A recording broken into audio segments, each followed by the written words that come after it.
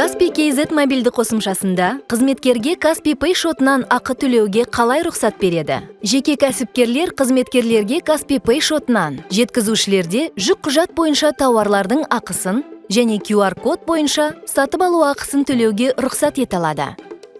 Бұл уақытты үнемдеуге көмектеседі.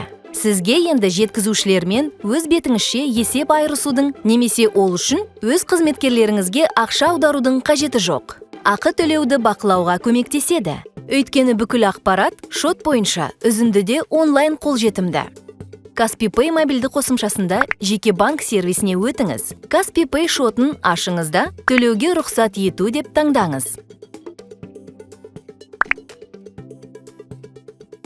Шарттармен танысып,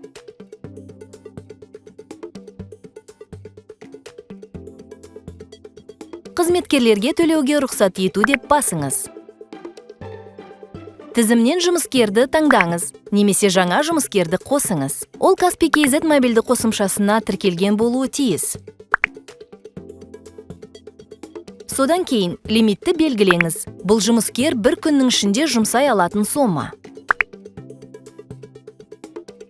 Және қызметкердің ненің ақысын төлейтінін таңдаңыз. Каспий QR бойынша сатып алу немесе жеткізушілердің жүк құжаттары. Екеуін де белгілеуге болады. Дайын. Енді қызметкерге Каспий Pay шотынан төлеу қолжетімді. Каспий KZ мобилді қосымшасында жұмыскерге төлеуге лимит берілгені туралы хабарлама келеді.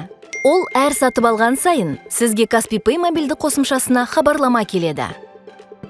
Онда чекке сілтеме, қызметкер, оның лимиті және шоттағы қаражат қалдығы туралы ақпарат болады.